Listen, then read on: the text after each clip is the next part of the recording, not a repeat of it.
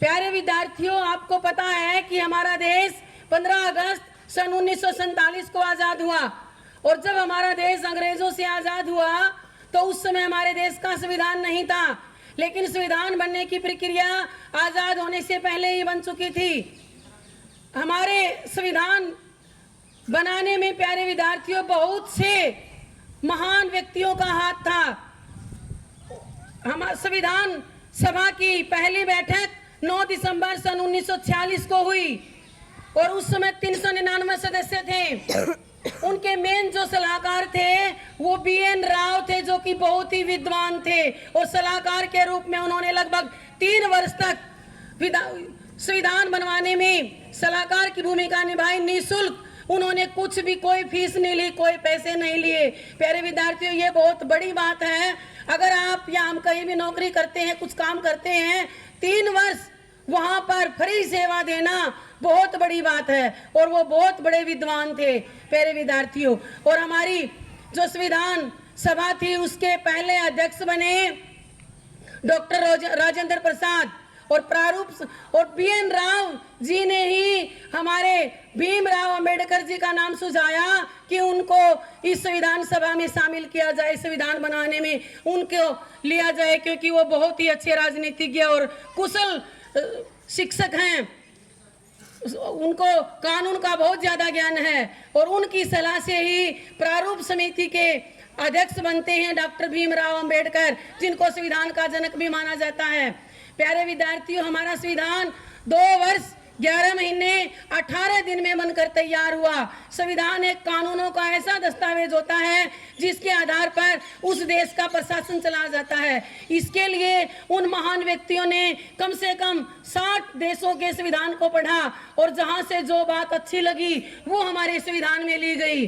हमारा संविधान देश का दुनिया का सबसे बड़ा और लिखित संविधान है। उस संविधान के अंदर सभी जाति, वर्ग, समुदाय, सभी को समानता का अधिकार दिया गया है। और हमारा संविधान 26 नवंबर सन 1949 को बनकर तैयार हुआ, लेकिन लागू हुआ ये 26 जनवरी सन 1950 को। अब 26 जनवरी 1950 को संविधान लागू हुआ, ये प्रश्न तो सब बच्चों को याद है, लेकिन 26 जनवरी को ही क्यों लागू किया गया, बाद या पहले क्यों नहीं लागू किया गया, जबकि वो 26 नवंबर सन 1949 से बनकर तैयार हुआ था। तो इसके लिए प्यारे बच्चों, हमें इतिहास में और पीछे जाना होगा।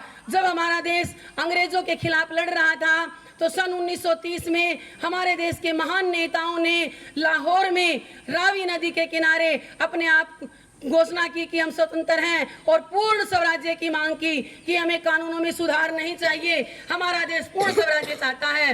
और 26 जनवरी सन 1930 से हमारे देश के महान व्यक्ति, महान नेता पूर्ण स्वराज्य दिवस के रूप में मनाते थे 26 जनवरी को। और तब हमारा देश 15 अगस्त 1947 को आजाद हुआ, तो लेकिन वो 26 जनवरी का दिन, जो कि 30 से 47 तक लगभग 17 साल तक उन्होंने अंग्रेजों के कोड़े डंडे खाते हुए भी, प्रताड़ना सहन करते हुए भी पूर्ण स्वराज्य दिवस मनाया। उसी दिन को याद को रखने के लिए हमारा संविधान 26 जनवरी सन 1950 को लागू किया गया। और प्यारे विद्यार्थियों, जब संविधान का मसौदा तैयार होता है तो इसको कोई लेखक चाहिए था जो अच्छी लिखाई में इसको लिख सके।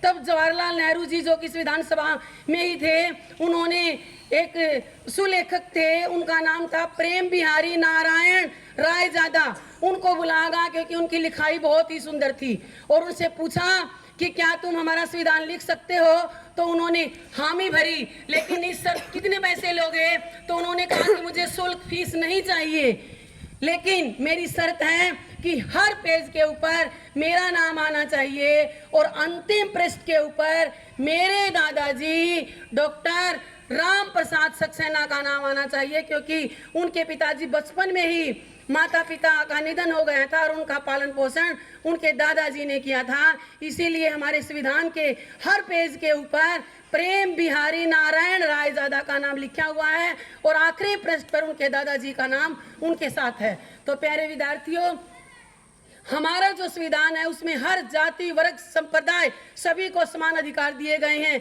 महिला पुरुष। और आज जो हम महिलाएं आज़ादी की हवा में सांस ले रही हैं और इतने अधिकार हमें मिले हैं, वो सब हमारे संविधान की वजह से मिले हैं। अगर संविधान देश के लिए बहुत ज़रूरी होता है प्यारे विद्यार्थियों, क्योंकि उसी के आधार पर हमारे देश का शासन चलता है। किसी एक जाति, संप्रदाय या व्यक्ति विशेष का आधिपत्य वहाँ पर नहीं होता, उसकी मनमानी नहीं होती। हमारा देश हमारे संविधान के अनुसार ही चलता है। तो प्यारे विद्यार्थियों, हमारा संविधान हमारा गौरव है और हमें इसका सम्मान करना चाहिए और उसके अनुसार ही हमें अपने देश को चलाने में अपना योगदान देना चाहिए। धन्यवाद।